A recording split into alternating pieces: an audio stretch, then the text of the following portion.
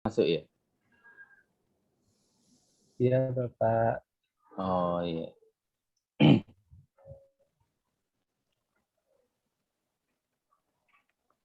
Oke, baik semuanya. Udah jam 9, kita mulai aja ya mungkin. Gimana? Panitia, oke. Oke, sudah. Oke. Untuk para peserta diharapkan untuk on cam ya. Baik, langsung saja MC. Terima kasih.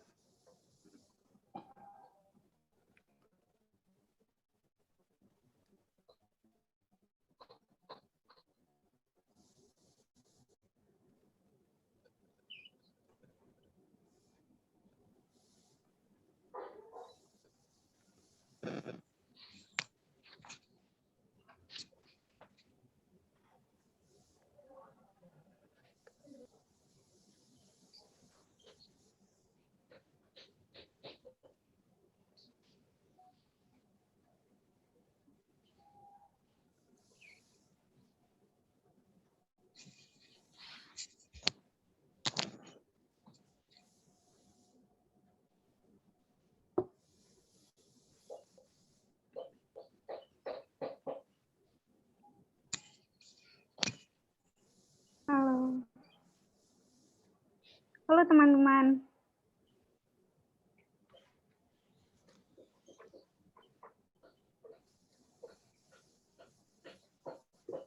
Halo, cek Ya, tes. halo Mbak. Oke. Halo. Iya. Oke, sudah masuk ya teman-teman. Oke, sudah kok. Oke. Oke, Firza. Assalamualaikum warahmatullahi wabarakatuh. Waalaikumsalam. Waalaikumsalam Warahmatullahi wabarakatuh. Om Swastiastu, Namo Buddhaya, salam kebajikan, salam sejahtera bagi kita semua. Yang terhormat Dr. Anas Ahmadi, MPD, selaku Ketua Jurusan Bahasa dan Sastra Mandarin Universitas Negeri Surabaya. Yang terhormat Bapak Sugeng Raharjo, selaku Duta Besar Indonesia untuk Tiongkok tahun 2013 sampai dengan 2017, sekaligus pemateri kita pada hari ini. Pertama-tama, marilah kita panjatkan puji dan syukur kehadirat Tuhan Yang Maha Esa, yang mana kita semua masih diberikan anugerah, rahmat, serta berkumpul dan Raharjo Tiongkok. Tidak lupa kami ucapkan terima kasih kepada para tamu undangan, komunitas kepemudaan yang tidak bisa kami sebutkan satu persatu. Yorietza Martiviani, Ketua BEM Prodi Pendidikan Bahasa Mandarin, Fakultas Bahasa dan Seni Universitas Negeri Jakarta. Miska Safrina Yogasara, Ketua KMPS Himasati UI. Yukta Nasroh, Ketua CHISS Universitas Negeri Solo. Teman-teman Aili dan HMJ Bahasa dan Sastra Mandarin Universitas Negeri Surabaya selaku panitia, dan yang kami sayangi serta kami banggakan seluruh pihak dan peserta yang sudah menyempatkan untuk hadir pada acara bedah buku Unboxing Tiongkok hari ini. Teringat akan pepatah, tak kenal maka tak sayang. Hadirin sekalian, izinkan saya memperkenalkan diri. Saya Tirza Nugrah Putri, selaku MC pada acara hari ini. Tanpa berlama-lama, langsung saja saya akan bacakan susunan acara pada hari ini. Yang pertama, pembukaan. Selanjutnya, sambutan dari Dr. Anas Ahmadi, MP, selaku Ketua Jurusan Bahasa dan Sastra Mandarin Universitas Negeri Surabaya. Pemaparan materi, tanya jawab, doa, bacaan susunan acara pada hari ini. Marilah kita mulai acaranya dengan berdoa terlebih dahulu. Menurut agama dan kepercayaan masing-masing, berdoa dipersilahkan.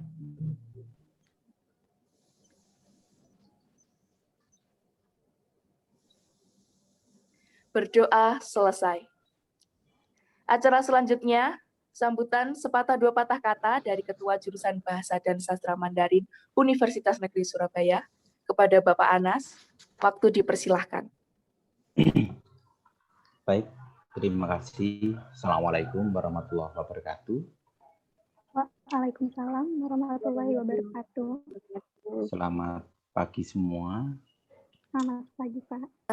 Semoga bahagia selalu, sehat selalu, dan ceria selalu ya, karena ini kita di masa pandemi COVID. Semoga ini ada hikmahnya buat kita ya, termasuk Anda bisa belajar di rumah, optimal di rumah, tapi harapannya tidak malah kelayapan, banyak begitu.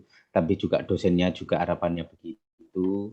Jadi di rumah ini harapannya berkarya meski di rumah, termasuk dari Pak Sugeng ini. Sebelumnya saya ucapkan terima kasih yang sebesar-besarnya pada seluruh panitia, seluruh peserta. Yang pertama, yang terhormat Bapak Sugeng Raharjo, Dubes Indonesia untuk Tiongkok tahun 2003.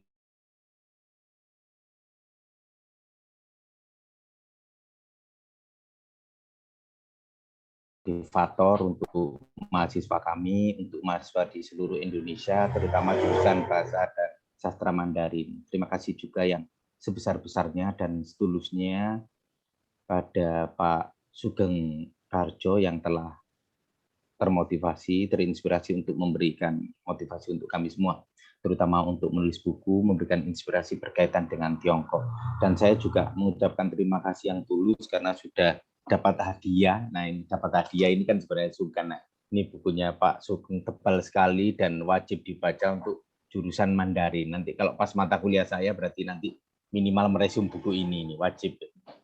Kalau enggak nanti enggak lulus ini. Ya Pak Sugeng.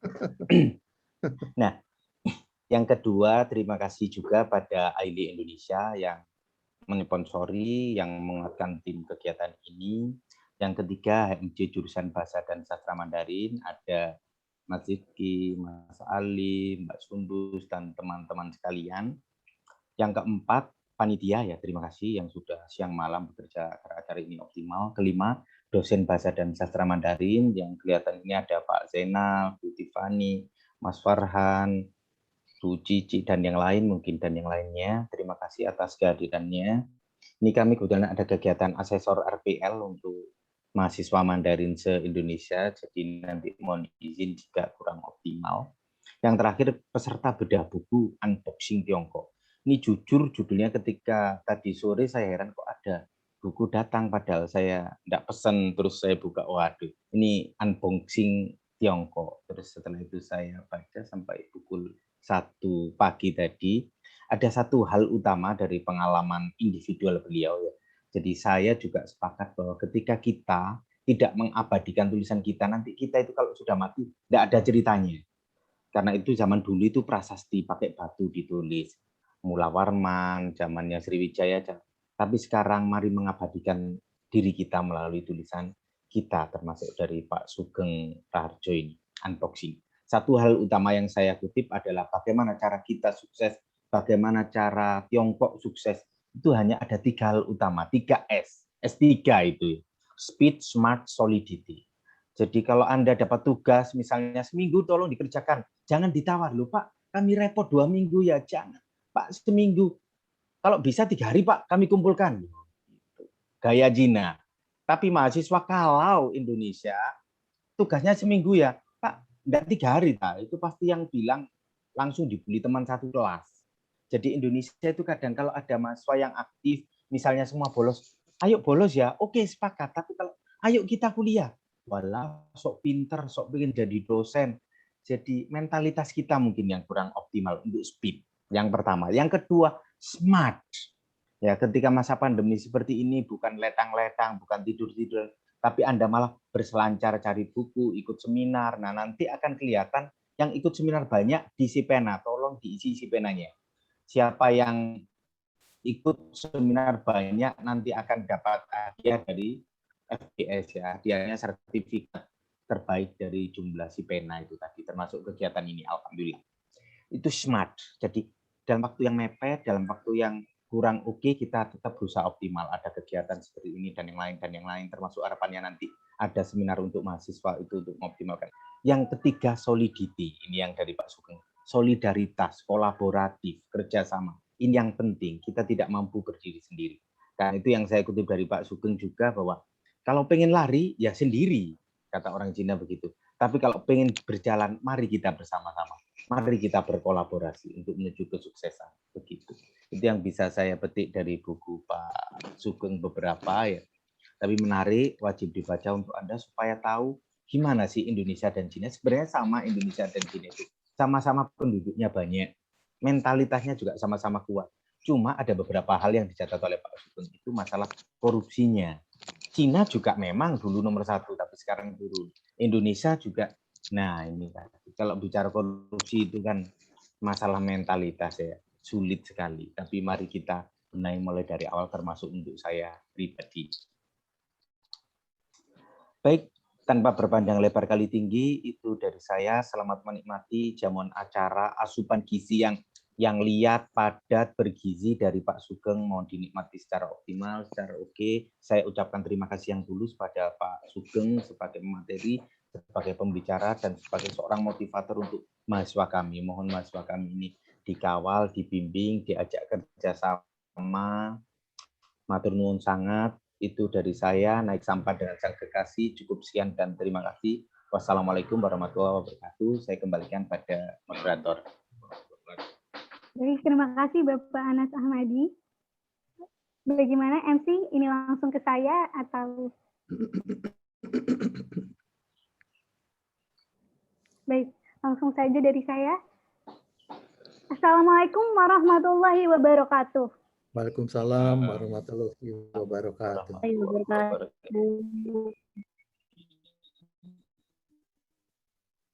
Perkenalkan, nama saya Sundus, lanjutkan MC untuk memandu acara. Sebelum memulai diskusi kita hari ini, saya ingin berterima kasih kepada Bapak Sugeng Raharjo selaku narasumber karena telah bersedia meluangkan waktunya hari ini. Tiongkok merupakan negara yang mengalami tingkat kemajuan yang pesat dalam waktu yang singkat. Kenapa? Karena Tiongkok bisa maju karena memiliki sistem yang jelas, tegas, dan terukur. Juga rakyatnya memiliki rasa nasionalis yang tinggi, yang patut sebagai rakyat Indonesia kita harus pelajari. Berdasarkan pengamatan Bapak Sugeng, lihat buku Tiongkok ini, jadilah sebuah buku unboxing Tiongkok yang ditulis oleh 4 orang, yaitu Bapak Ahmad Adidat, Bapak Ardi Bramantyo, Bapak Rahmat Nasution, dan Bapak Syariat Aditya. Di Indonesia khususnya, masih banyak kesalahpahaman antara Indonesia dan Tiongkok. Banyak orang Indonesia yang masih mikir, oh sistem Tiongkok begini, orang-orang Tiongkok begini, udah mikir negatif duluan. Padahal sebenarnya kita bisa cari persamaannya antara Indonesia dan Tiongkok. Apa contohnya? Dari kehidupan sehari-hari, kita tuh bisa lihat kayak keramahan, disiplin, dan lain-lainnya. Saya yakin kok antara rakyat Indonesia untuk berpikir tentang kita. Saya harap dengan adanya acara buku hari ini kita sebagai orang Indonesia. Sebelum kita berdiskusi, saya izin baca sedikit profil Bapak Sugeng. Beliau menyelesaikan pendidikan sarjana ekonomi, kemudian melanjutkan ke Foreign Service Course, Departemen Luar Negeri, kursus sejarah Amerika Latin, Catholic University de Buenos Aires, pelatihan keahlian diplomatik, School of Advanced International Studies, Johns Hopkins University in Tennessee, and short course of the People-Centered Development Strategies, Bank Dunia, dan Foreign Service Course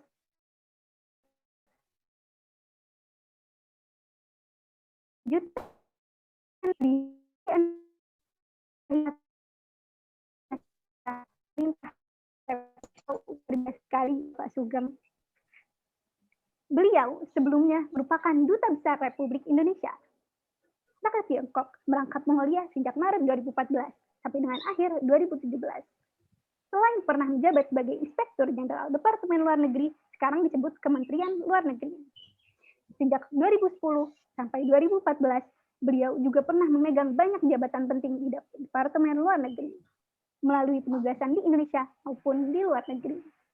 mulai dari penempatan pertama di PTRI New York, KBRI Buenos Aires, KBRI Washington DC, PTRI Jenewa, KBRI Pretoria, dan yang terakhir yaitu KBRI Beijing. Selama itu juga beliau mewakilkan Indonesia ke dunia internasional sebagai seseorang yang mewakilkan negara dalam menjalankan hubungan diplomatik dengan Cina. Dengan pengalaman selama itu, beliau dapat mewakilkan Indonesia ke dunia internasional sebagai seseorang yang mewakilkan negara dalam menjalankan hubungan diplomatik dengan Cina. Dan jabatan Bapak Sugeng saat ini adalah sebagai Presiden Direktur Gajah Tunggal Tbk. Nah, beliau mendapatkan banyak ilmu juga pengalaman tersebut dengan harapan untuk membagi ilmu yang didapatkan ke Indonesia. Yang penting untuk kita ketahui pada hari ini, acara bedah buku ini hasil kerjasama antara Al-Azhar Youth Leader Institute Indonesia dan HMJ Bahasa dan Sastra Mandarin UNESCO. Baik, langsung saja kita bedah isian dari buku unboxing kepada Bapak Sugeng, dipersilakan. Terima kasih Sundus, terima kasih banyak. Assalamualaikum warahmatullahi wabarakatuh. Waalaikumsalam warahmatullahi wabarakatuh. Salam sejahtera bagi kita semua. Yang terhormat Bapak Anas Ahmadi, Ketua Jurusan Bahasa dan Sastra Mandarin Universitas Negeri Surabaya. Para peserta webinar yang saya banggakan, selamat pagi.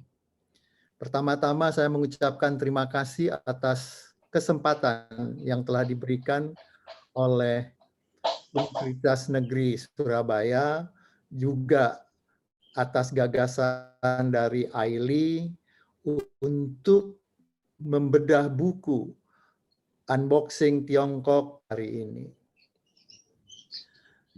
Yang kedua yang perlu saya sampaikan bahwa dalam meneropong kemajuan pesat Tiongkok, baik di abad ke-20 maupun ke abad 21, saya melakukan 3 pendekatan. Pendekatan pertama yaitu open mind atau berpikir terbuka untuk menghindarkan prasangka. Yang kedua, open heart, dengan hati yang terbuka tanpa rasa kebencian atau membenci.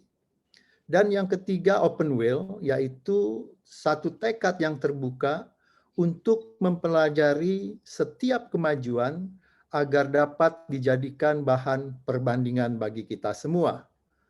Melalui pendekatan ini, saya yakin bahwa kita dapat melihat berbagai kemajuan di berbagai negara, termasuk di Tiongkok, secara objektif, sehingga dapat bermanfaat untuk melakukan refleksi diri bagi diri kita sendiri, agar bagaimana kita dapat memberikan kontribusi positif bagi pembangunan Indonesia ke depan. Perlu kiranya disampaikan bahwa pengamatan saya mengenai kemajuan di Tiongkok ini dilakukan dalam waktu relatif yang cukup panjang. Saya ingin pertama diawali pada tahun 1984 ketika saya bekerja di Perutusan Tetap Republik Indonesia untuk PBB di New York. Saya mulai mengamati perundingan pertama antara delegasi Indonesia dengan delegasi Tiongkok untuk membuka kembali hubungan diplomatik kedua negara yang telah dibekukan oleh Presiden Soeharto pada tahun 1967. Yang kedua, ketika saya bekerja di KBRI Washington DC, saya bertemu dengan almarhum Bapak Ali Wardana. Beliau mantan Menteri Keuangan, mantan Menko Equin, dan juga salah satu arsitek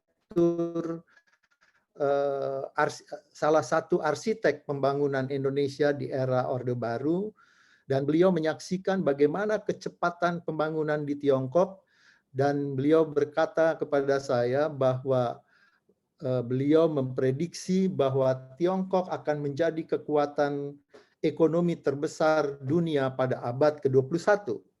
Itu tahun 1991, beliau mengatakan hal itu. Yang ketiga, pada saat saya bekerja di Perutusan Tetap Republik Indonesia untuk PBB di Jenewa, pada akhir tahun 2001, saya menyaksikan masuknya Tiongkok menjadi anggota WTO atau World Trade Organization, di mana pada saat itu Tiongkok didorong oleh negara-negara Barat untuk membuka pasarnya agar negara Barat dapat memanfaatkan pasar yang cukup besar dari Tiongkok.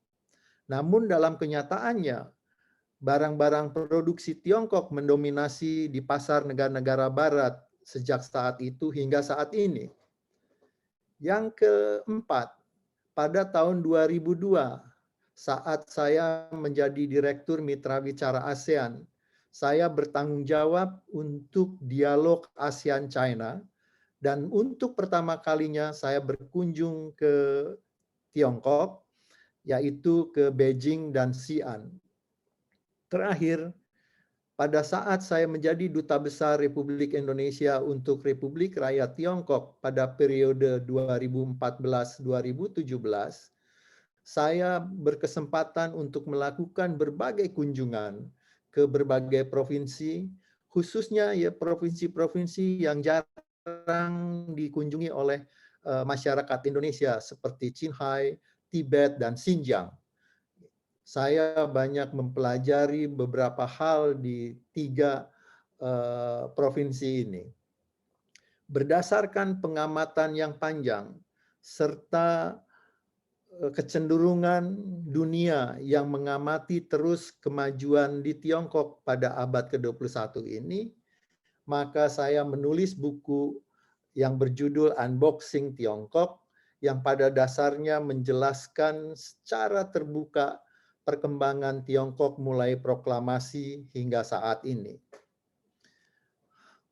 Untuk mengetahui kecepatan pembangunan di Tiongkok, ada pertanyaan yang perlu dijawab bersama, yaitu faktor apa yang menjadi pendorong sehingga Tiongkok dalam waktu relatif singkat dapat menjadi negara yang memiliki kekuatan ekonomi di dunia setelah Amerika Serikat.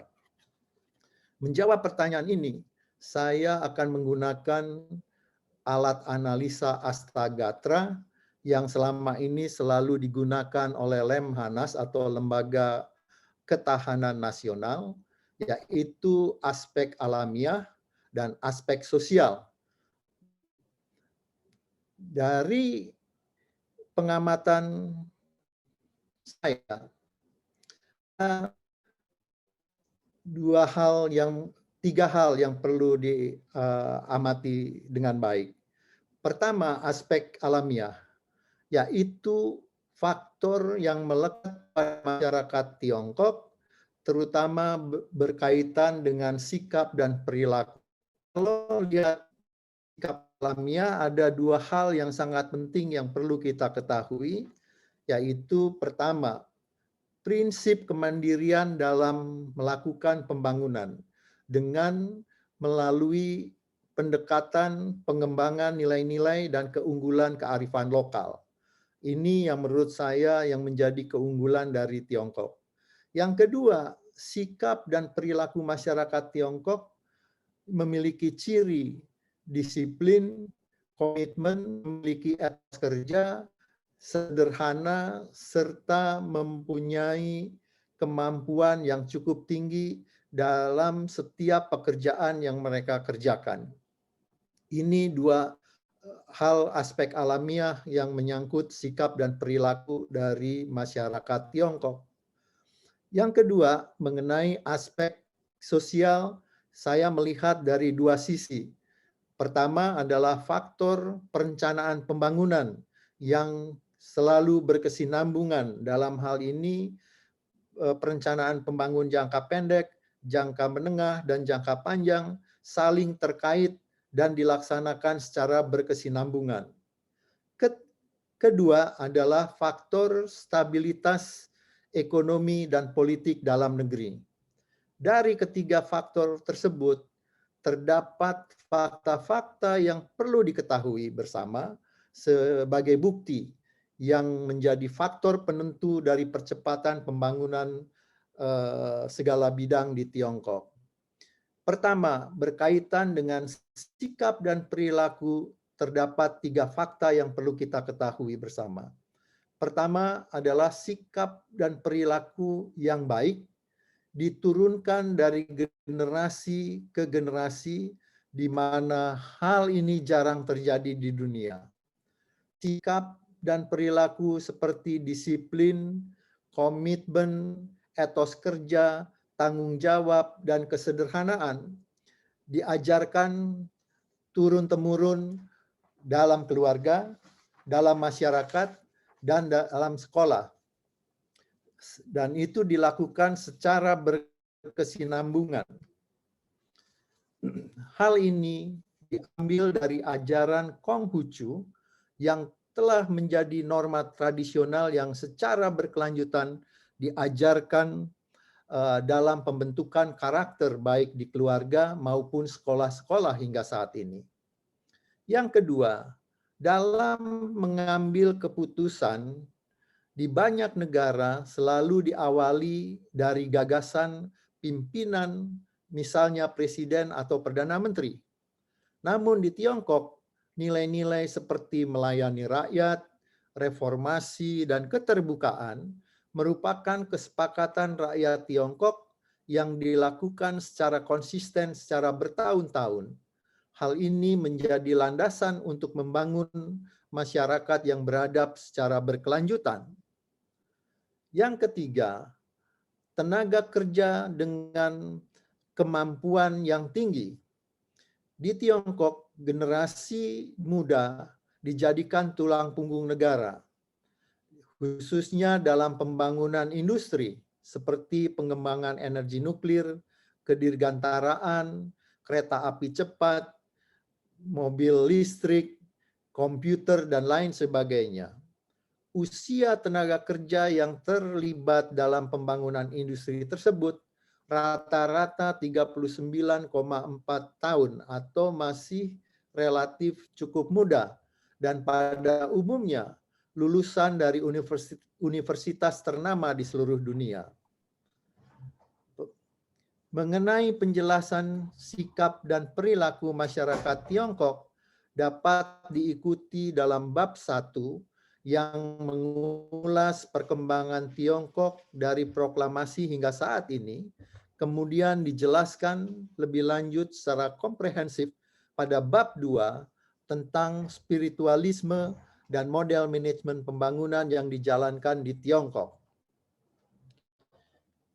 Kedua, tentang perencanaan pembangunan, terdapat 4 fakta yang perlu kita ketahui bersama. Pertama, pemerintah Tiongkok merancang pembangunan jangka panjang 2050. Kemudian diterjemahkan dalam visi jangka menengah, yaitu dari tahun 2021 sampai 2035. Dan pelaksanaannya melalui program pembangunan jangka pendek 2021 sampai 2025, yaitu program pembangunan 5 tahun yang dilaksanakan secara berkesinambungan. Jelas kiranya perencanaan pembangunan di Tiongkok ini selalu bekerja dengan sabar untuk jangka waktu lama menuju tujuan mereka menjadi negara nomor 1 di dunia. Yang kedua, lembaga yang disebut National Development Reform Commission atau NDRC, kalau di Indonesia hampir sama kedudukannya dengan Bappenas. Tugas dari NDRC ini melakukan koordinasi dan sinkronisasi pembangunan serta memberi petunjuk arah program dan strategi pembangunan, serta ikut mengawasi jalannya pembangunan yang dilaksanakan oleh seluruh pemangku kepentingan di Tiongkok. Yang ketiga, ini yang paling penting, pembangunan dilakukan dengan pendekatan knowledge-based development strategy. Hal ini dilakukan dalam rangka meningkatkan produktivitas dan efisiensi nasional. Dalam arti bahwa yang dituju dalam pembangunan Tiongkok adalah kualitas pertumbuhan dan bukan kuantitas pertumbuhan dalam serta menuju menjadi adidaya teknologi dan juga menciptakan berbagai produksi manufaktur secara mandiri. Ini tujuan mengapa mereka melakukan pendekatan knowledge-based development strategy. Yang keempat, untuk mendukung pelaksanaan pembangunan secara berkesinambungan, sistem pendidikan diarahkan untuk menciptakan sumber daya manusia siap pakai sesuai dengan kebutuhan pembangunan. Menyangkut perencanaan pembangunan dijelaskan secara lengkap pada bab 3 tentang jalan panjang mimpi Tiongkok dan mimpi Indonesia. Hasil pembangunan Tiongkok dapat diikuti pada bab 4 yang membahas indahnya kota-kota Tiongkok dari transformasi yang berhasil. Ketiga, mengenai stabilitas ekonomi dan politik dalam negeri terdapat 3 fakta yang perlu kita ketahui. Tiongkok melaksanakan sistem sosialisme yang disesuaikan dengan nilai-nilai lokal, tetapi tidak menafikan atau melarang kapitalisme. Perpaduan ini menciptakan model ekonomi yang dilaksanakan jarang terjadi di dunia. Hal ini tercermin ekonomi publik dan ekonomi pasar dijadikan model ekonomi gabungan yang dilaksanakan secara efektif, sehingga menciptakan stabilitas ekonomi karena Tiongkok memiliki kemampuan melakukan pengawasan ekonomi makro dengan baik. Sebagai testimoni, penerima Nobel bidang ekonomi tahun 2001, Joseph Stiglitz, pada kuliah umum di Universitas Bisnis Norwegia pada tahun 2018, memperkirakan Tiongkok akan melanjutkan prinsip pembangunan yang terbukti sukses selama 40 tahun terakhir untuk membangun masa depan Tiongkok. Prinsip itu adalah yaitu pragmatisme dan keterbukaan ekonomi yang menggabungkan antara sistem sosialisme dan sistem kapitalisme. Yang kedua, pemilihan kepemimpinan senior di Tiongkok akan menghabiskan waktu lebih dari 1 dekade di mana secara berkelanjutan memantau pelaku yang menjadi calon pemimpin dan tindak tanduknya secara terpantau dengan baik. Yang penting dicatat dalam hal ini, tidak ada kelompok kepentingan yang dapat mempengaruhi proses mekanisme pemilihan kepemimpinan ini. Hal inilah dengan sendirinya menciptakan suasana kondusif dalam menjaga stabilitas politik dalam negeri. Yang ketiga, mekanisme nasional pengambilan keputusan di Tiongkok jarang terjadi di negara manapun. Pemerintah Tiongkok akan melakukan apapun yang mereka nilai sangat penting dan prioritas yang di negara lain hampir tidak mungkin terjadi, karena di Tiongkok dapat dilakukan tanpa hambatan untuk menggunakan sumber daya keuangan, sumber daya manusia, maupun material milik negara. Hal ini menyebabkan pengambilan keputusan dapat dilakukan dengan cepat, tanpa proses bertele-tele, dan pelaksanaannya juga cepat sehingga dapat menciptakan kepastian hukum.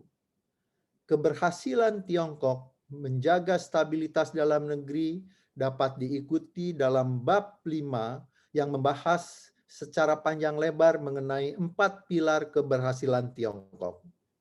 Ketiga faktor yaitu sikap dan perilaku, perencanaan pembangunan yang konsisten, dan menjaga stabilitas politik dan ekonomi dalam negeri telah dilaksanakan secara terus-menerus oleh Tiongkok dan hasilnya dapat disaksikan saat ini. Tiongkok menjadi kekuatan ekonomi dunia dengan peradaban modern yang berdampak positif dalam mendorong abad 21 menjadi abad Asia. Dunia menyaksikan bahwa hasil pembangunan di Tiongkok telah berhasil meningkatkan taraf hidup masyarakat dan menghapuskan kemiskinan serta memajukan bangsa Tiongkok di dunia. Hal ini juga dengan sendirinya telah mendorong perubahan postur Tiongkok dalam pergaulan internasional. Pertanyaan selanjutnya yang perlu dijawab atas perubahan postur Tiongkok ini, apakah Tiongkok siap untuk menjadi terdepan dalam kepemimpinan dunia? Hal ini perlu diketahui kita bersama dalam webinar ini.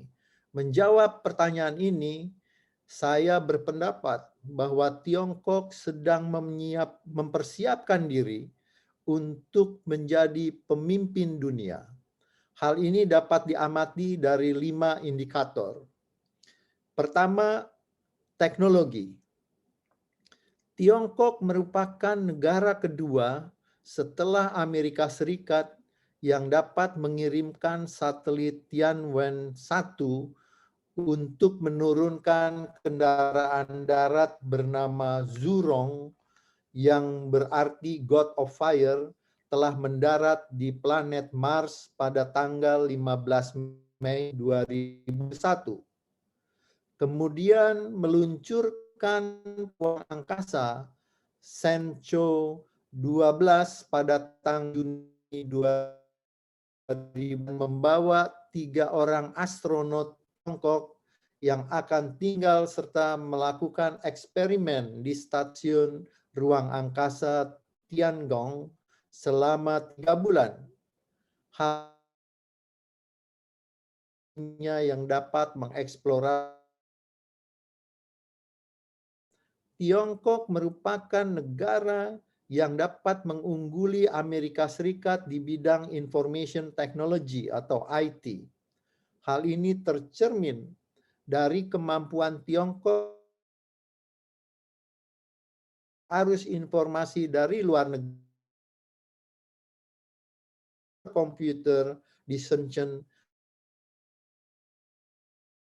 tanggal 28 Juni 2021 yang lalu, pembangkit listrik tenaga air yang namanya Paihetan di barat daya Tiongkok atau PLTA kedua terbesar setelah Three Gorges dan memiliki kapasitas 1.600 megawatt. Ini adalah merupakan pembangkit listrik tenaga air yang terbesar yang dimiliki oleh Tiongkok selama ini. Dan ini mengagumkan seluruh dunia. Menilik perkembangan teknologi di Tiongkok selama 30 tahun terakhir, ide dasar model yang dikembangkan Tiongkok adalah belajar keunggulan bangsa lain dan juga mengembangkan keunggulan sendiri. Dasar belajar keunggulan dari bangsa lain yang dilakukan oleh Tiongkok adalah dicerna, dirangkum, kemudian berani menciptakan yang baru, sehingga karya sendiri yang spesifik berhasil melampaui produk yang dibuat oleh negara-negara barat, yang akhirnya produk Tiongkok berpengaruh di seluruh dunia. Sebagai contoh, 5G yang dikembangkan oleh Huawei. Saat ini, untuk teknologi mobil listrik dan kereta api cepat, Amerika Serikat telah mengakui keunggulan Tiongkok. Kedua, infrastruktur. Tiongkok dalam 20 tahun terakhir membangun lebih dari 130.000 kilometer jalan highway. Dibandingkan Amerika Serikat dalam 50 tahun terakhir hanya membangun 50.000 kilometer jalan highway. Di samping itu, Tiongkok telah berhasil membangun hampir 30.000 kilometer jaringan kereta api cepat yang menghubungkan kota-kota di seluruh daratan Tiongkok. Perlu dicatat, melalui program Belt and Road Initiative, Tiongkok berhasil menghubungkan Eropa dengan Asia melalui jalur kereta api. Saat ini, mengangkut barang dari Shanghai ke London melalui jalur kereta api lebih cepat 10 hari dibandingkan mengangkut dengan kapal laut dari daratan Tiongkok menuju Inggris. Ketiga, mengenai politik luar negeri. Tiongkok akan membangun kemitraan dengan mengutamakan kerjasama melalui Belt and Road Initiative serta melakukan pendekatan peaceful rise, serta tidak mencampuri urusan dalam negeri negara lain, dan tidak pernah akan menjajah negara lain. Pendekatan ini akan terus dikembangkan oleh Tiongkok karena pergeseran kepemimpinan di kawasan saat ini telah menyebabkan berbagai ketegangan di kawasan. Tiongkok menyadari bahwa keadaan seperti ini perlu dikelola dengan baik agar tidak memicu konflik di kawasan yang akan merugikan kepentingan Tiongkok dan seluruh kepentingan negara-negara di kawasan. Selama ini, saya mengamati bahwa Tiongkok mengutamakan dialog dan kerjasama untuk mencegah konflik serta menghindari konflik secara terbuka. Perlu juga dicatat, Tiongkok menduduki posisi strategis di berbagai organisasi internasional termasuk anggota tetap Dewan Keamanan Perserikatan Bangsa-Bangsa. Keempat, perdagangan.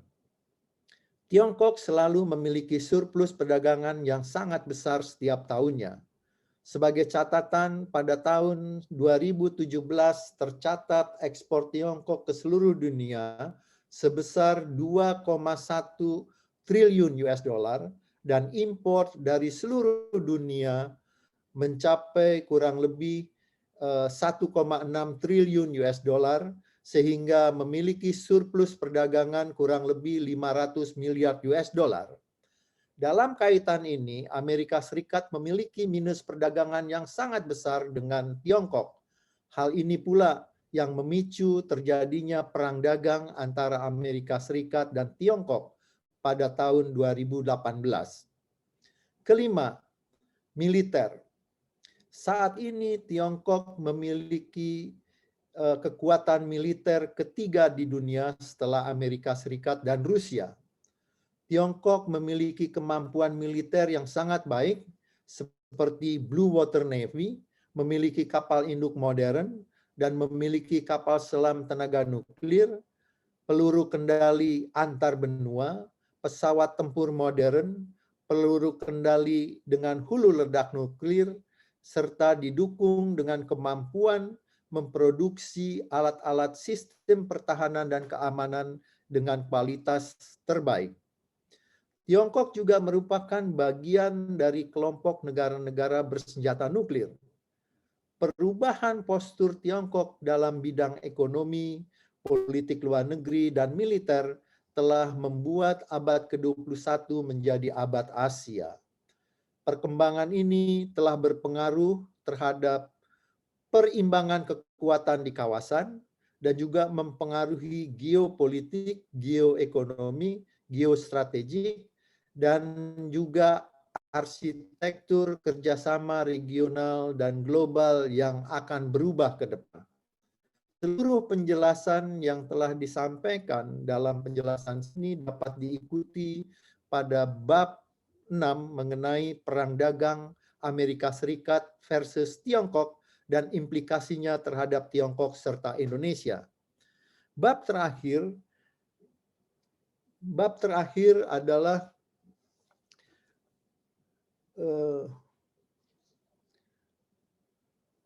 tentang COVID-19 diskoneksi dan tantangan. Seperti apa yang telah disampaikan oleh Bapak Anas di awal sambutan tadi, disampaikan bahwa hampir 1,5 tahun seluruh dunia menghadapi pandemi COVID-19, di mana pandemi COVID ini tidak saja berdampak kepada perubahan cara kerja, perubahan cara bersekolah dan kuliah, juga terhadap hubungan antar negara. Di dalam bab 7 inilah saya mencoba untuk menjelaskan berbagai perubahan hubungan di antar negara serta hubungan Indonesia dan Tiongkok selama pandemi COVID-19 dan masa depan hubungan Indonesia dan Tiongkok. Itu dapat diikuti di dalam bab 7 yang menjelaskan tentang COVID-19, diskoneksi, dan tantangan. Saya akan akhiri paparan saya sampai di sini. Semoga apa yang telah saya jelaskan dapat memberikan pencerahan bagi kita semua. Terima kasih dan saya sampaikan kembali pada moderator. Wow, banyak sekali informasi yang kita dapatkan. Ada beberapa hal yang saya ingin bicarakan lagi dari atas apa yang disampaikan oleh Bapak Sugeng terkait teknologi. Langkah Tiongkok yang dilakukan dalam upaya pemimpin peradaban. Pertama, teknologi bernama Curang, God of Fire, telah mendarat di planet Mars. Jujur, dari sini saya baru tahu, Pak. Ini takjub banget. Terus, Tiongkok ini sudah meluncurkan pesawat luar angkasa. Jadi, ini menambah wawasan kita. Dari sini Amerika mungkin kaget kali ya, bahwa Tiongkok ini Amerika udah kalah gitu sama Tiongkok dari segi ini saja tuh udah bisa kelihatan. Lalu dari IT, kemampuan Tiongkok menangkal kejahatan cyber. Lalu mobil listrik, kereta api cepat, infrastruktur, membangun lebih 130.000 jalan highway dibanding Amerika Serikat yang hanya membangun 50.000 kilometer. Berhasil menghubungkan Tiongkok Asia, lalu dengan sistem politik luar negerinya membangun kemitraan dengan kerjasama, tidak mencampuri dan menjajah negara lain. Wow, dan dari segi perdagangan juga, kata ekspor Tiongkok di seluruh dunia. Kalau tidak salah 2,1 triliun US dollar. Lalu dari semua negara 1,6 triliun US dollar dan surplusnya 500 miliar dolar US dollar. Dan Tiongkok memiliki kekuatan militer 3 di dunia setelah Amerika dan Rusia. Ada Blue Water Navy, kapal selam nuklir, pesawat tempur modern, dan alat canggih lainnya. Lalu tentang masalah COVID yang kita bisa perhatikan lebih lanjut di bab 6. Jadi bagi para yang belum membaca bukunya, silakan dibaca langsung ya. Nah, dari sini saya memicu pertanyaan saya nih Pak. Apa perubahan yang terjadi ketika Cina berhasil memimpin berbagai belahan dunia dan negara-negara lainnya tuh sadar bahwa wah Tiongkok sudah mengalahkan negara-negara lainnya. Apakah ada dari campur tangan luar negeri dan apa yang harus dihadapi oleh Tiongkok? Terima kasih, pertanyaannya cukup menarik ya kan. Yang pasti Tiongkok akan menghadapi tantangan dari Amerika Serikat. Ini mulai dari perang dagang dan saat ini sudah mulai pada perang politik di mana Amerika mulai melakukan kritikan-kritikan terhadap situasi di Hong Kong mengenai isu Taiwan untuk memprovokasi Tiongkok, menekan situasi HAM di Xinjiang dan juga mempolitisir asal dari wabah virus COVID-19. Ini yang akan dihadapi kita ke depan, semakin tajam pertentangan antara Tiongkok dengan Amerika Serikat. Tapi kalau kita lihat secara secara mata kasat mata, maka memang dua negara ini memiliki pendekatan yang berbeda dalam mendorong peranan mereka di dunia global. Kalau kita lihat Amerika tuh lebih melakukan pendekatan lebih secara politis dan menonjolkan isu-isu politik seperti HAM dan good governance. Sehingga kalau kita lihat campur tangan Amerika Serikat dan sekutunya dimanapun akan berakhir dengan berbagai kekisruhan. Seperti kita lihat di Afghanistan, di Timur Tengah, di Maghribi, yang terjadi adalah suasana yang memanas di sana. Sedangkan kalau kita lihat pendekatan apa yang dilakukan oleh Tiongkok, Tiongkok ini lebih melakukan pendekatan kerjasama ekonomi, ya kan, di mana ingin mendorong semua negara di dunia ini dapat merasakan kemakmuran bersama yang telah dirasakan oleh Tiongkok. Ini yang menurut saya perbedaan jauh antara kedua kubu ini, dan ini akan terus akan berlanjut terus, akan mewarnai hubungan internasional ke depan. Dan ini tidak mudah, ya kan, khususnya bagi negara-negara seperti Indonesia. Indonesia harusnya bisa berperan dengan baik, ya kan, dapat memanfaatkan kemajuan di Tiongkok, juga tetap kita dapat menjalin hubungan baik dengan negara-negara manapun, termasuk dengan Amerika Serikat, tanpa mengorbankan Indonesia menjadi proxy war dari kedua negara ini. Ini mungkin yang harus kita antisipasi ke depan dengan kemajuan Tiongkok yang begitu cepat, karena akan mengubah seluruh, tadi saya sampaikan, akan mengubah balance of power atau perimbangan kekuatan di kawasan, akan mengubah geopolitik, geoekonomik, geostrategik, dan akan ada perubahan arsitektur kerjasama regional dan global. Dan ini yang harus diantisipasi oleh kita semua, khususnya oleh para mahasiswa kita, generasi muda kita. Dan ini akan berlanjut terus ke depan. Kurang lebih itu mungkin yang bisa saya sampaikan. Terima kasih.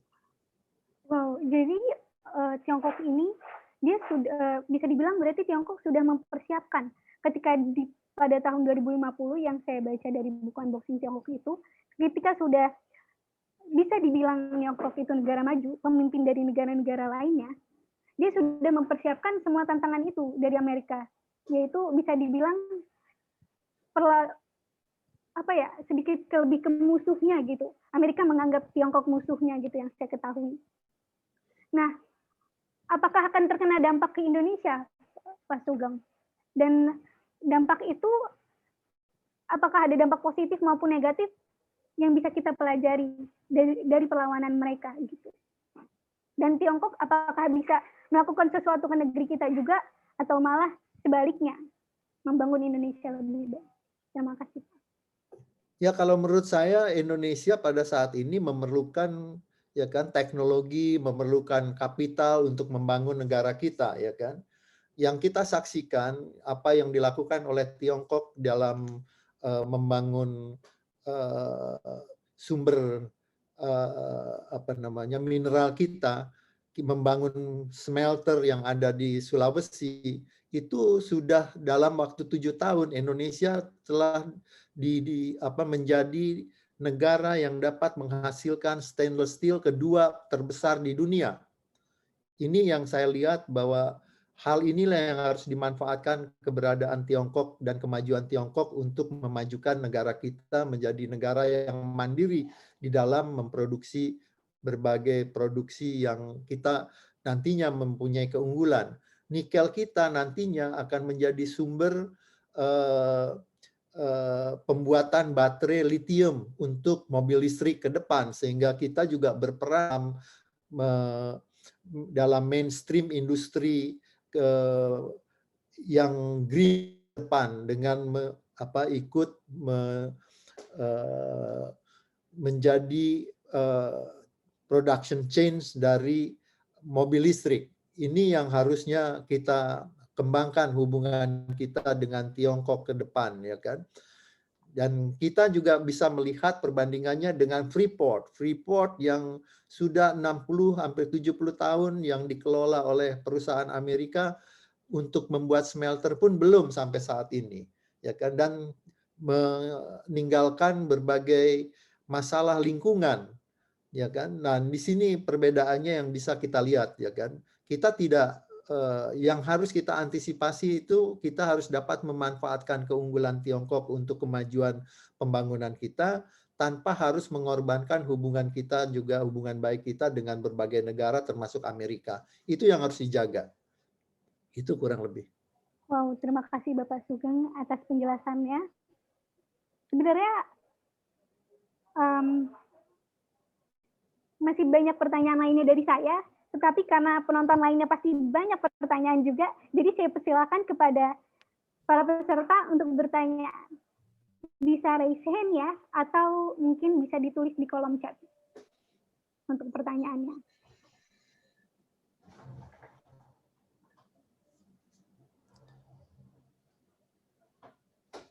Nah, ini ada yang raise hand, yaitu Kak Zainal Panani. Dipersilakan Kak untuk bertanya. Ya, terima kasih. Perkenalkan saya Pak Zainal dari Prodi Pendidikan Bahasa Mandarin. Terima kasih Pak Sugeng atas presentasinya yang begitu luar biasa. Jadi tadi disampaikan oleh Pak Sugeng bahwa Tiongkok sekarang sudah siap mempersiapkan sebagai pemimpin dunia begitu dengan adanya 5 indikator tadi yang sudah disebutkan, yaitu adanya teknologi, adanya infrastruktur, kemudian ada politik luar negeri, kemudian ada perdagangan, dan ada militer, begitu Pak ya. Nah, dari kelima ini saya tertarik dengan yang poin nomor 3, politik luar negeri, tadi disampaikan oleh Pak Sugeng juga bahwa Tiongkok itu tidak akan menjajah negara lain, begitu ya. Nah, sekarang kalau kita lihat fenomena yang ada di negara kita akhir-akhir ini ya di media sosial begitu, ada tenaga kerja asing dari Tiongkok yang masuk ke Indonesia, sementara orang Indonesia, pemerintah sendiri kan was-was ini ada apa sebetulnya. Tapi tadi karena ada pernyataan dari Pak Sugeng bahwa Tiongkok tidak akan menjajah negara lain, nah ini mungkin perlu penjelasan dari Pak Sugeng. Itu yang pertama. Yang kedua, karena kita ini bergerak dalam bidang pendidikan, Pak Sugeng, jadi bagaimana sih ini pemerintah China ini mempersiapkan SDM, sumber daya manusia yang tenaga-tenaga muda mereka sehingga akhirnya maju seperti ini, caranya bagaimana? Mungkin ini bisa menjadi jadi motivasi buat kita meniru generasi muda China sehingga bisa begitu bangkit dan siap menjadi pemimpin dunia. 2 pertanyaan itu Pak Sugeng, terima kasih. Baik, terima kasih banyak Pak. Saya rasa mungkin pertanyaan ini sangat bagus, ya kan, baik sekali. Khususnya mengenai tenaga kerja, Pak. Iya. Ya, kan, karena adanya beberapa smelter yang dibangun oleh Tiongkok, khususnya pengusaha-pengusaha Tiongkok di Sulawesi, mau nggak mau mereka memerlukan tenaga ahli yang didatangkan dari Tiongkok. Itu yang pertama. Dan saya yakin bahwa ya kan ini tidak akan sampai menjajah dan segala macam. Karena kalau menurut saya ya kan banyak analis-analis kita ya kan dan juga tokoh-tokoh politik kita itu masih terbelenggu dalam melihat Tiongkok itu dengan pemikiran abad ke-19 dan abad ke-20. Jadi sudah ketinggalan 100 tahun gitu, Pak. Kenapa saya itu menulis mengenai unboxing Tiongkok untuk memberikan mata melihat bahwa Tiongkok ini adalah negara yang maju yang perlu dimanfaatkan oleh kita. Betul. Jangan sampai tidak dimanfaatkan oleh kita. Karena hampir seluruh dunia ini memanfaatkan pasar Tiongkok, Pak. Indonesia itu mengekspor kurang lebih 30% dari ekspor kita di Tiongkok. Karena seluruh industri di dunia spare part-nya dibuat di Tiongkok, Pak. Termasuk Apple, termasuk apapun lah, name it lah. yang Iya. produksi Amerika itu seluruhnya hampir di Tiongkok, termasuk spare part mobil. Mobil Jepang, mobil Korea, mobil Amerika, semuanya dibuat di Tiongkok. Ya, seperti tadi yang dicerna, dirangkum, kemudian diciptakan yang baru. Betul, Pak. Jadi memang mereka, ya kan, kita yang harus cerdas, Pak. Kita justru harus mengikuti mereka, bukan mengikuti, menyontek mereka dengan cerdik, gitu. Supaya kita nantinya menjadi bangsa mandiri yang bisa menciptakan sendiri, gitu. Nah, ini yang menurut saya yang ingin saya share, ya kan. Jangan terlalu banyak berpikir dengan perspektif negatif, Pak. Karena kalau perspektif negatif terus dikembangkan, hasilnya pasti akan negatif.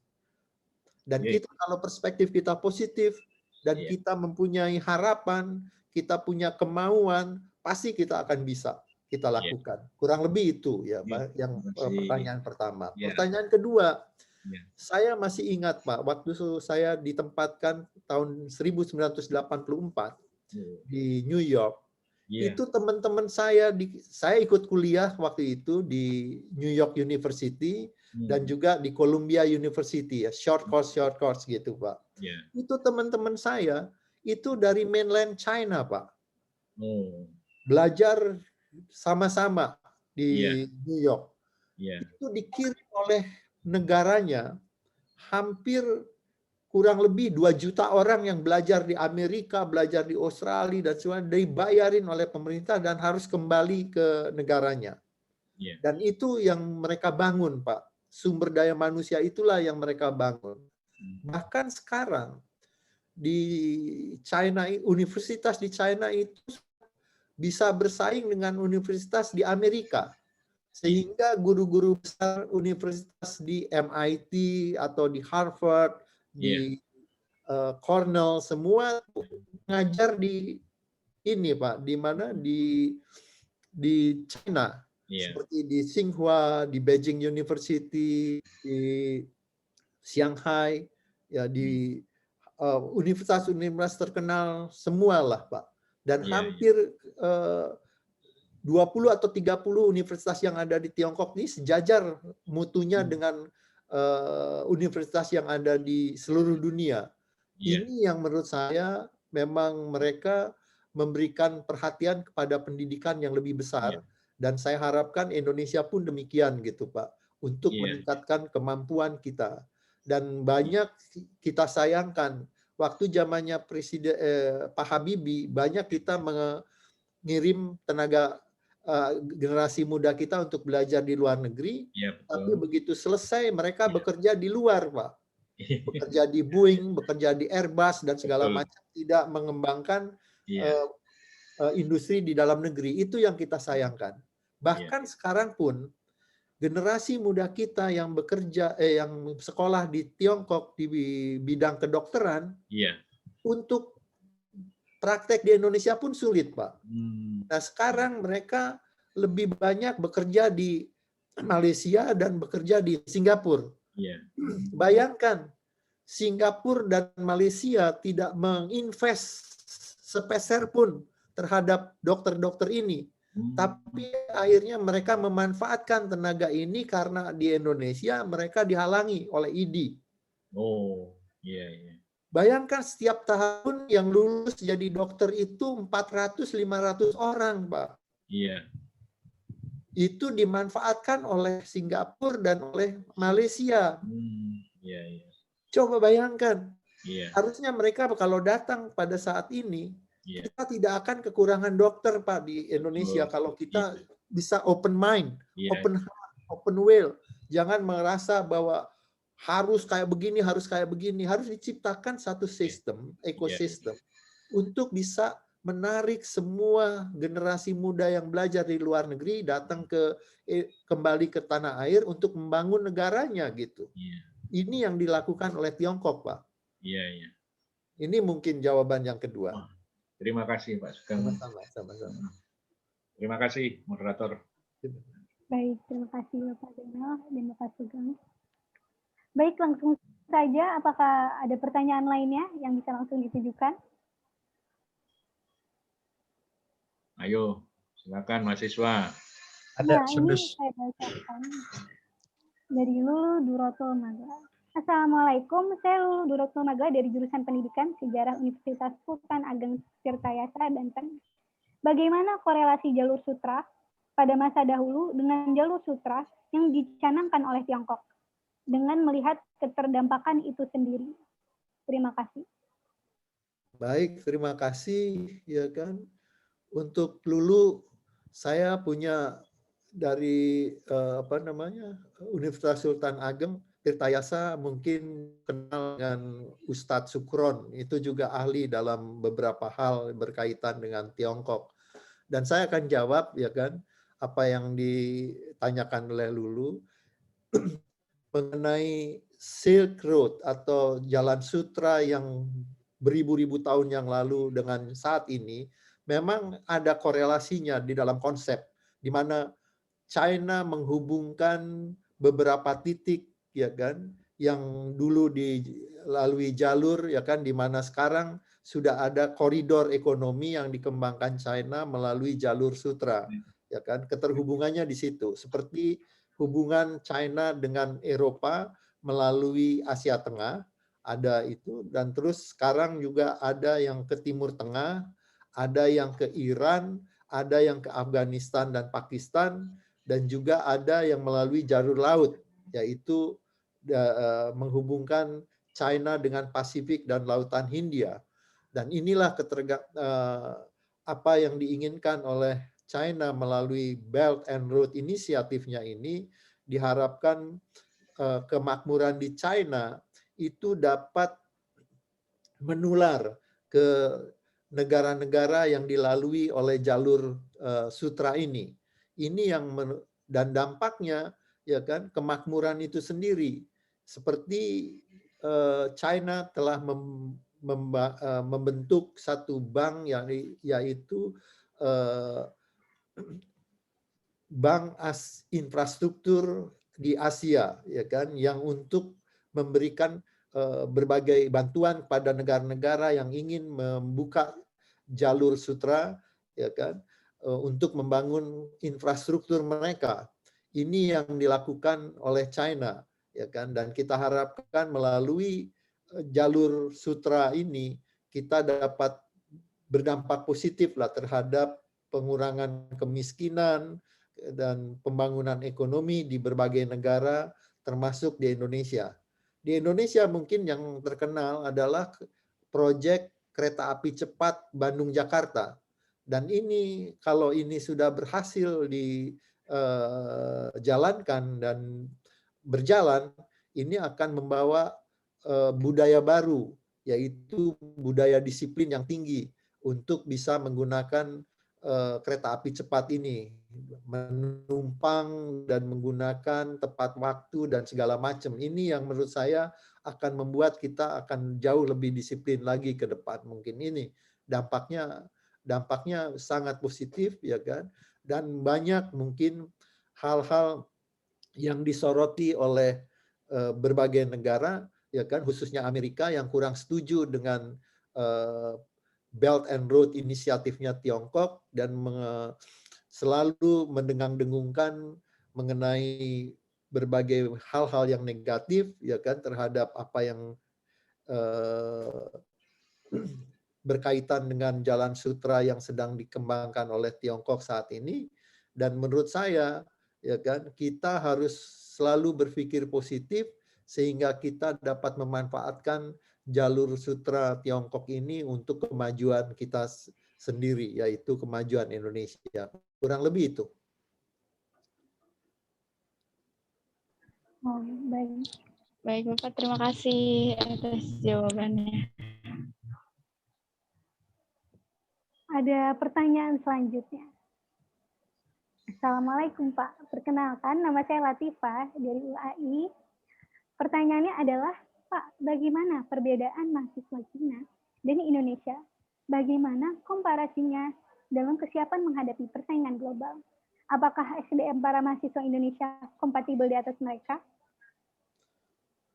Menurut Bapak bagaimana? SDM para mahasiswa yang di atas mereka.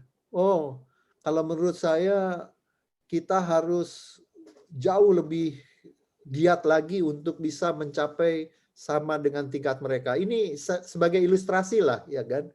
Ada waktu saya memberikan kuliah umum di Xiamen.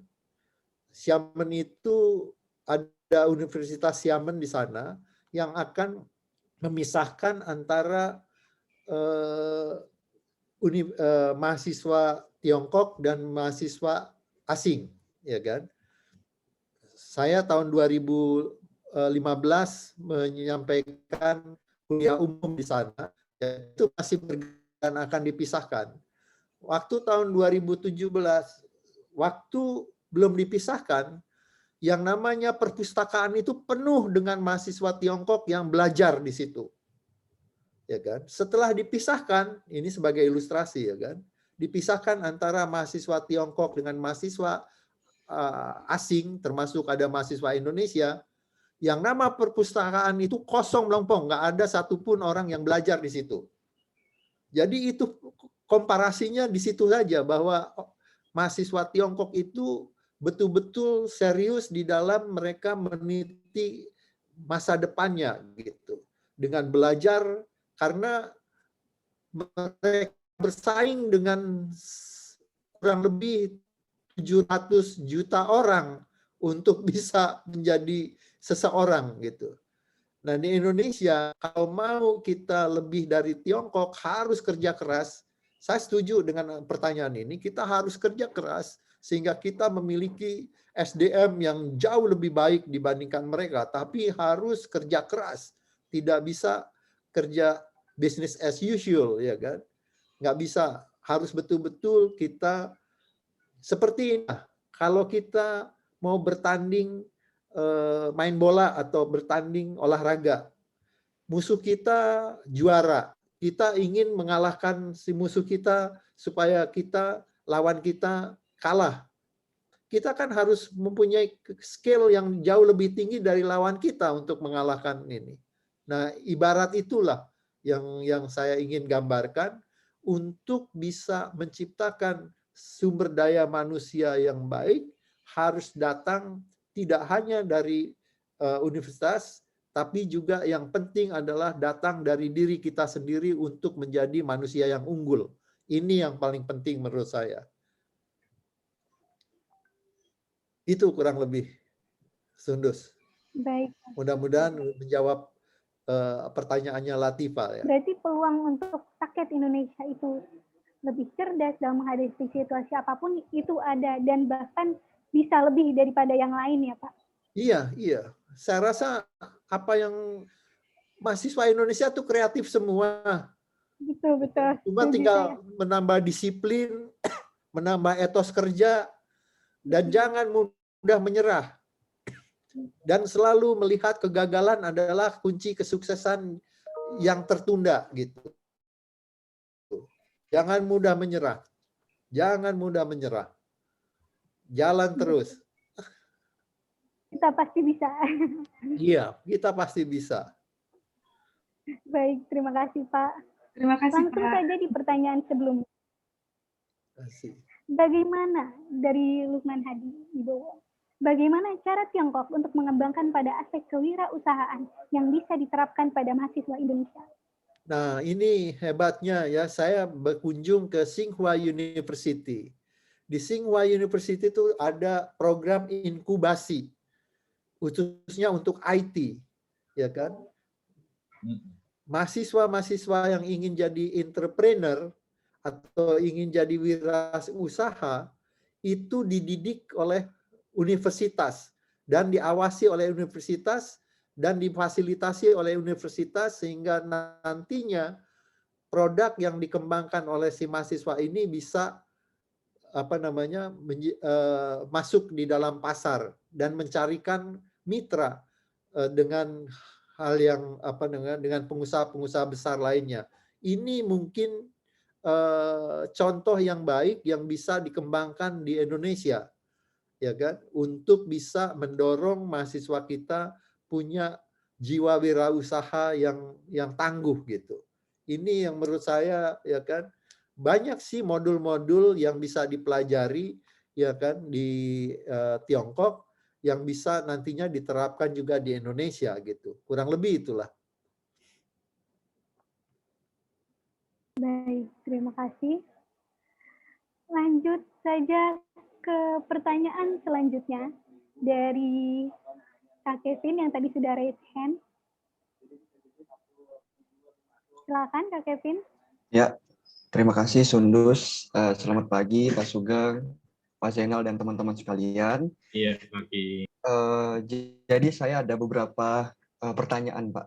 Yang pertama yang ingin saya tanyakan begini Pak, kalau memang benar-benar ke depannya Tiongkok ini menjadi negara nomor 1 di dunia dalam bidang apapun ya, mau itu ekonomi, politik, infrastruktur dan lain-lain, apakah akan benar-benar terjadi Pak pergeseran politik dunia gitu yang tadinya banyak negara yang bersekutu dengan Amerika itu akan pindah ke Tiongkok Pak. Itu yang pertama. Nah yang kedua, ini saya sebenarnya agak penasaran Pak dari dulu bagaimana Cina tadi maksudnya Tiongkok itu membantu Pak para pengusaha kecil untuk berkembang. Apakah itu dengan undang-undang atau dengan yang lain Pak? Terima kasih Pak. Baik, terima kasih. Pertanyaannya sangat bagus. Ya kalau menurut saya pasti akan ada perubahan arsitektur hubungan antar negara ya kan dengan adanya perubahan negara yang menjadi pemimpin dunia. Tapi nampaknya ya kan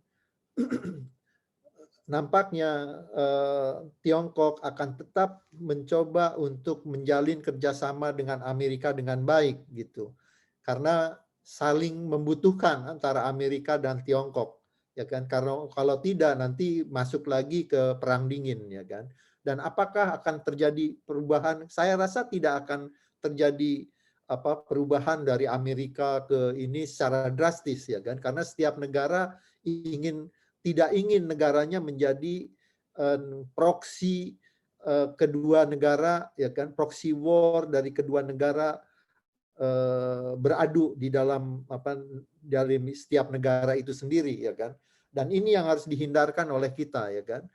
Dan kita saya yakin bahwa setiap negara akan tetap menjalin hubungan baik dengan Tiongkok maupun hubungan baik dengan Amerika maupun dengan Eropa, sehingga dunia yang damai, dunia yang tanpa perang dingin lagi, ya kan, tanpa ancaman itu bisa diciptakan oleh kita semua, kurang lebih itu. Tapi kecenderungan ini, ya kan, pasti akan ada rivalitas antara kedua ini pasti ada. Tapi yang harus dijaga adalah rivalitas yang sehat, yang tidak menjurus pada konflik terbuka antara Amerika dan Tiongkok. Ini yang harus dilakukan oleh kita, terutama oleh Indonesia yang memiliki prinsip politik luar negeri bebas dan aktif, di mana di dalam Undang-Undang Dasar diamanatkan bahwa kita harus ikut aktif dalam menciptakan perdamaian dunia.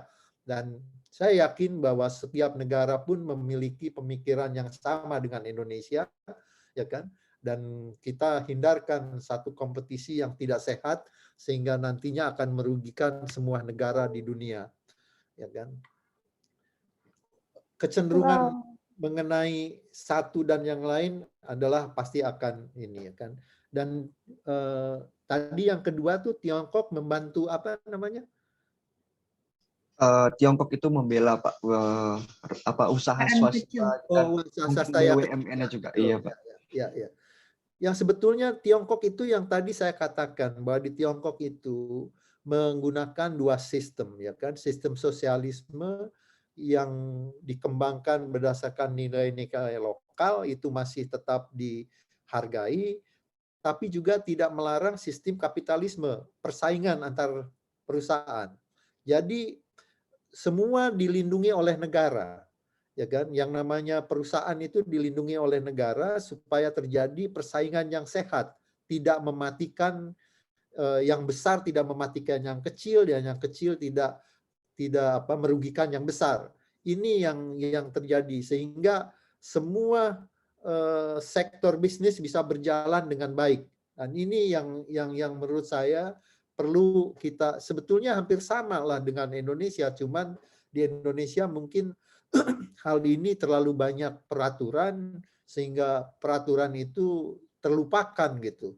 Yang penting di dalam ekonomi itu adalah praktek, ya kan, apa yang dilakukan, bahwa perlindungan terhadap pengusaha kecil itu harus dilakukan dan mereka berkembang tanpa harus dirugikan oleh perusahaan-perusahaan besar. Ini yang menurut saya, ya kan, yang berhasil dilakukan oleh Tiongkok sehingga Tiongkok itu kemakmurannya dapat menyebar dengan cepat. Dan di dalam sejarah dunia pada saat ini, hanya satu-satunya negara di dunia yang dapat menghapuskan kemiskinan itu hanya Tiongkok. Dengan kurang lebih bisa menghapuskan kemiskinan lebih dari 700 juta orang. Hampir dari 60 atau 70% kemiskinan di dunia itu tadinya ada di Tiongkok, sekarang sudah terbebas. Dan ini dengan cara seperti tadi, tidak ada satu persaingan yang dapat merugikan bisnis yang ada di Tiongkok, khususnya adalah perusahaan-perusahaan kecil dan menengah. Yang besar memberikan bantuan kepada yang kecil supaya ini tetap bisa berkembang dengan baik. Ini yang menurut saya keberhasilan dari Tiongkok yang perlu kita pelajari dan kalau perlu kita bisa terapkan juga di Indonesia. Kurang lebih itu. Baik Pak, terima kasih Pak Sugeng. Sama-sama. Wah, mantap nih. Kita langsung tutup dengan pertanyaan terakhir. Mbak Suci, Mbak Sundus, mohon maaf, saya juga ingin bertanya ini pada Pak Sugeng. Boleh ya? Gimana? Silakan. Ya. Ya, baik, terima kasih Mbak Sundus sebagai moderator yang baik. Mohon izin Pak Sugeng. Saya ingin bertanya kaitannya dengan masalah yang lebih pribadi, pengalaman waktu Pak Sugeng sebagai dubes di sana. Ketika saya baca, kalau di buku kan ada hal yang jorok, ada hal yang baik. Nah, karena ini kaitannya dengan judul unboxing dan pengalaman pribadi Pak Sugeng di sana. Satu hal yang paling positif dari mentalitas orang Tiongkok itu apa, dan untuk hal yang paling negatif dari orang Tiongkok itu apa? Ini kan juga unboxing, Pak. Satu sisi kita lihat posisi positifnya untuk kita tiru, dan sisi negatifnya agar tidak kita tiru. Misalnya demikian. Matur nuwun sangat Pak Sugeng. Saya kalau lihat Tiongkok itu memang ada bukunya si Bremen itu bagus sekali, judulnya J-Curve Effect. Jadi dulu Tiongkok itu miskin sekali dari segi ekonomi morat-marit, tapi dengan kekuatan pemerintah yang kuat, sistem yang kuat, akhirnya bisa mengalahkan yang lain ini tadi. Karena itu ibaratnya singa tidur di Asia yang sedang bangun saat ini. Matur nuwun Bapak. Terima kasih Mbak Sundus. Mohon maaf. Yang baik, terima kasih Pak. Yang positif ya kan yang perlu di ini apa? Pertama adalah semua perintah dari satu aturan pemerintah itu diikuti semuanya oleh masyarakat, Pak. Itu positif sekali, Pak. Jadi yang namanya masyarakat itu tidak memperdebatkan aturan pemerintah, tapi melaksanakan aturan pemerintah. Karena apa? Karena memang ajaran Konghucu yang mengatakan bahwa perintah dari pemerintah atau aturan dari pemerintah adalah aturan yang datang dari dewa, sehingga harus diikuti dan dipatuhi. Itu mungkin yang nilai positif yang saya lihat, Pak. Tidak ada satupun yang berdebat, mempertanyakan, menghujat atau mengini. Tidak ada pernah saya melihat. Itu mungkin yang paling positif. Yang tidak positif, ya kan? Yang itu, Pak. Hidup, ya kan? Yang kurang bersih, Pak. Khususnya di pedesaan-pedesaan, walaupun sudah diangkat angkat dari kemiskinan, masih ada daerah-daerah yang kurang higienis lah gitu. Yang menurut saya ini yang harusnya tidak dilakukan pada nantinya pada Tiongkok yang akan maju ke depan gitu. Khususnya karena saya mempunyai kesempatan untuk belusuan gitu, Pak. Yang tidak bisa dilakukan oleh setiap orang gitu. Itulah jadi enaknya jadi duta besar di situ. Mungkin itu, Pak. Mereka masih perlu 2 generasi atau 3 generasi untuk menjadi hidup lebih bersih. Itu mungkin yang negatifnya, yang menurut saya yang akan berdampak menjadi social cost nanti ke depan gitu. Kalau umpamanya tidak mengikuti aturan yang ini. Kurang lebih itu, Pak. Baik, terima kasih banyak Pak Sugeng. Berkait dengan ini tadi saya juga masih ingat waktu ke Tiongkok, memang dari hal masalah kebersihan Tiongkok pernah kena pandemi paru juga, TBC, karena dalam hal kebersihan. Tapi kalau saya amati meskipun mereka jorok, ternyata untuk sistem makanan pun ternyata juga sudah ditata. Ketika saya ke kantin yang busuan, itu kan kantin kecil-kecil sudah ada sertifikasinya level A, level B. Kayak McD ini mungkin level A. Tapi kalau kayak warung-warung pinggir jalan ada yang level B, ada level C. Kalau ada kecoaknya berarti nilainya C. Ini kan sebenarnya untuk sertifikasi ini pernah saya tulis juga. Alangkah lebih baiknya Indonesia juga punya seperti itu. Jadi warung ini mungkin gradingnya A, gradingnya B, meskipun tempatnya itu kurang bersih, tapi kan akhirnya kita tahu bahwa ini sudah tersertifikasi. Ini sebenarnya usahanya juga sebenarnya sudah bagus. Tapi kalau memang masalah jorok ini memang kelihatannya juga nomor 1 juga kelihatannya. Karena kadang pernah saya lihat di bandara internasional itu mereka malah mohon maaf nih. Jadi menaruh dalaman itu di bandara. Saya sampai gini, suka-luka lah. Tapi nomor 1 dari segi ekonomi ya juga Cina. Kita juga tidak bisa melawan itu, dan menurut itu bahkan Amerika juga sekarang kelabakan masalah itu. Karena utangnya Amerika juga banyak ke Cina. Utangnya Jepang juga banyak ke Cina. Apalagi utangnya Indonesia. Lebih banyak lagi. Oke, matur nuwun Bapak atas pencerahannya. Terima kasih Mbak Sundus. Baik. Saya lanjutkan dengan pertanyaan terakhir, bila tidak ada pertanyaan lainnya. Nah, ini banyak pertanyaan di benak saya khususnya ya. Saat ini banyak berita yang menyudutkan pemerintah Cina atas kasur-kasur Uighur. Apakah benar, Pak, sependapat Bapak itu kebijakan pemerintah di sana itu mengintimidasi umat Muslim? Dan bagaimana sebenarnya kondisi penganut agama Muslim di sana? Apakah di balik berita Muslim Uighur itu ada motif perang dagang? Bagaimana pandangan Bapak? Kalau di Tiongkok itu ya kan, kalau menurut saya dari pengamatan saya, semua agama diberi kesempatan untuk berkembang. Termasuk Muslim ya kan. Agama Islam ya kan, seperti di di Beijing ada satu masjid yang didirikan pada tahun kurang lebih 800-an. 800 Masehi ya kan. Itu dibangun di Beijing dengan kurang lebih 70.000 meter persegi, cukup besar, dan itu sampai sekarang menjadi pusat Islam di Beijing. Di situ ya kan Pak Jokowi, Gus Dur pernah mengunjungi masjid tersebut ya kan.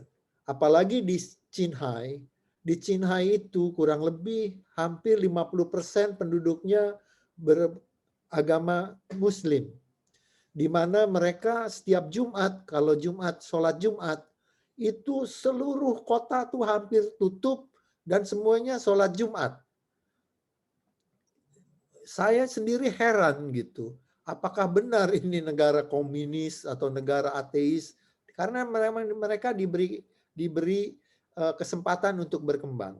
Dan ternyata di China itu ya kan kurang lebih ada 30 juta penganut agama Islam yang dijamin oleh pemerintah, tapi dengan syarat bahwa pertama, agama itu tidak digunakan untuk mengganggu ketertiban umum. Yang kedua, agama itu tidak digunakan untuk tindakan-tindakan radikal dan ekstrim sehingga mengganggu keutuhan dan kedaulatan negara. Hal inilah yang menurut saya yang jadi persyaratan dari pengembangan agama di Tiongkok. Jadi semua agama diberi kesempatan, termasuk Muslim, ya kan, yang menurut saya mereka juga setiap tahun mengirimkan jemaah haji ke Arab Saudi, ya kan, dan sangat terkenal, ya kan, khususnya adalah dari suku Hui di sebelah utara dan di sebelah barat Tiongkok. Itu banyak yang menjadi suku yang terbesar menganut agama Islam. Ini kurang lebih itu. Jadi ada jaminan dari pemerintah untuk mengembangkan agama selama mengikuti aturan yang telah ditetapkan oleh pemerintah. Kurang lebih itu. Baik Bapak, terima kasih banyak. Berarti saya simpulkan ini khususnya kita untuk mendengar berita-berita yang bisa dibilang tidak benar ya, berarti padahal Cina ternyata sudah mengakomodasi semuanya menghargai umat-umat Islam di sana. Berarti kita sebagai rakyat Indonesia jangan gampang percaya, karena kita tidak tahu motif-motif orang menyampaikan hal itu atas dasar apa. Kita jadi harus lebih belajar lagi tentang ini gitu. Baik, dengan dijawabnya pertanyaan terakhir di sesi Q&A, maka berakhir pula diskusi kita pada hari ini. Dengan waktu yang singkat, alhamdulillah banyak sekali materi yang sudah kita diskusikan terkait unboxing Tiongkok. Jangan lupa bagi yang belum baca, langsung baca ya. Sekali lagi, terima kasih banyak ya Pak Sugeng Raharjo atas ilmunya yang luar biasa bermanfaat. Terima kasih pula untuk peserta yang sudah bersedia untuk hadir di acara bedah buku kali ini. Dengan adanya acara bedah buku, kami berharap untuk semakin membuka wawasan peserta terkait Tiongkok. Dan kami berharap pula untuknya Tiongkok maupun Indonesia akan semakin maju dan menjadi inspirasi untuk kita semua. Mohon maaf bila ada salah kata yang saya ucapkan, baik disengaja maupun tidak disengaja. Saya Sundus selaku moderator mengundurkan diri. Selanjutnya, saya kembalikan kepada MC. Wassalamualaikum warahmatullahi wabarakatuh. Waalaikumsalam warahmatullahi wabarakatuh. Baik, luar biasa sekali ya. Terima kasih Saudari Sundus dan Pak Sugeng atas materinya hari ini. Sangat bermanfaat sekali ya. Semoga bermanfaat bagi kita ke depannya. Gimana nih materinya pada hari ini? Seru sekali ya. Coba kalau seru bisa kasih reaction jempolnya. Berapa jempol, Mbak? Bisa pakai 3 Pak sama tangannya. Oke, saya pakai 4 aja. Baik, pastinya seru sekali ya. Jempol tangan dan jempol kaki. Pastinya seru sekali. Ya. Saya ingatkan untuk link absensi ada di chat ya teman-teman, bisa langsung untuk mengisi absensi. Dan juga tidak lupa bagi yang berkenan atau minat untuk membeli buku, bisa langsung ada juga di chat link untuk pembelian buku. Jadi jangan mau kalah sama Bapak dosen kita yang sudah punya buku banyak ya. Teringat wejangannya Pak Anas. Kita itu anak muda zaman sekarang keseringan itu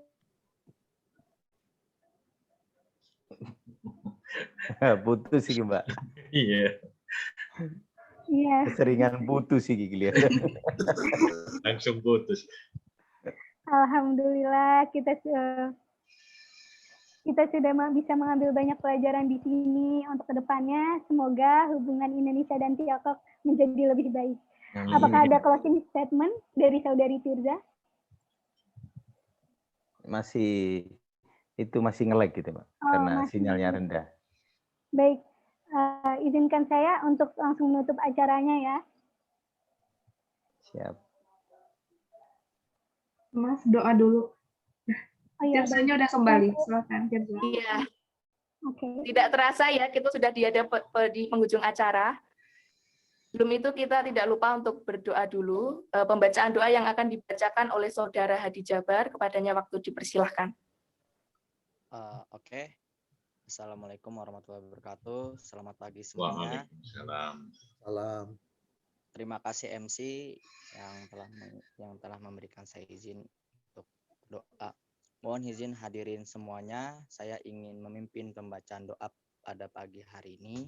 Dipersilakan dan diperbolehkan juga buat hadirin yang ingin berdoa sesuai kepercayaannya masing-masing. Astagfirullahaladzim, astagfirullahaladzim, astagfirullahaladzim, atubu ilaih. Allahumma sholli wa sallim wa barik ala sayyidina Muhammadin wa ala alihi wa sahbihi wa barik wa sallim.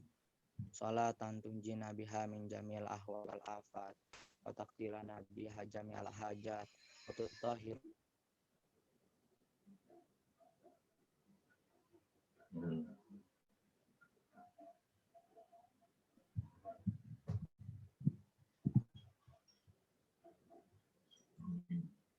Baik, mungkin ada kendala sinyal ya. Ya amanah khaifin salim nami manakhaf. Ya amanah khaifin najina mimman khaf. Allahumma inna nas'alukal huda wa tuqa wal afafal ghina. Allahumma zidni ilman warzuqni fahman wa amalan wa mutaqabbalan ya arhamar rahimin. Ya Allah, semoga pandemi pada hari ini lekas selesai. Semoga orang-orang yang sakit diberi kesehatan, diberi kesembuhan, dan orang-orang yang sehat selalu diberi kesehatan selalu, diberi keberkahan di dalam hidupnya, diberikan keselamatan dan keluasan rezeki dan kecukupan bagi kami ya Allah. Ya Allah, jadikan para pemuda-pemudi kami menjadi pemimpin-pemimpin bagi bangsa, agama dan negara ini ya Allah. Jauhkanlah kepada diri kami segala sesuatu yang berdampak negatif kepada diri kami dan kepada bangsa kami ya Allah. Amin amin ya rabbal alamin. Allahumma sholli wa sallim wa barik ala sayyidina Muhammadin wa ala alihi wa sahbihi wa barik wa sallim ajmain. Subhana rabbika rabbil izzati amma yasifun. Wassalamun alal mursalin walhamdulillahi rabbil alamin. Terima kasih, saya kembalikan kepada moderator. Ya, terima kasih kepada Saudara Hadi Jabar. Semoga dengan berakhirnya acara ini kita semua mendapatkan manfaat, ilmu yang berguna, serta keberkahan dari Tuhan Yang Maha Esa. Nah, teman-teman semuanya, acara selanjutnya adalah dokumentasi. Sebelum dokumentasi, saya mengingatkan lagi untuk link absensi bisa diisi dan juga pembelian buku ya, jangan sampai kehabisan ya teman-teman ya, bisa langsung dibeli bukunya, linknya ada di kolom chat. Kepada yang bertugas dokumentasi, saya persilahkan. Jangan lupa untuk on cam semuanya.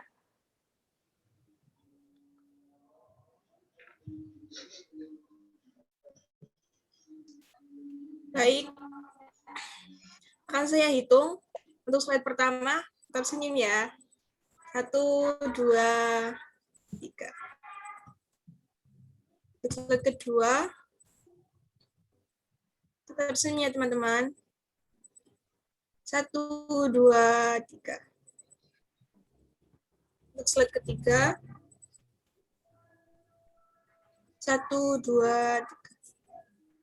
Untuk slide terakhir, 1, 2, 3. Terima kasih teman-teman. Terima kasih. Terima kasih Saudari Julfi ya. Dengan berakhirnya sesi dokumentasi, berakhir pula acara kita hari ini.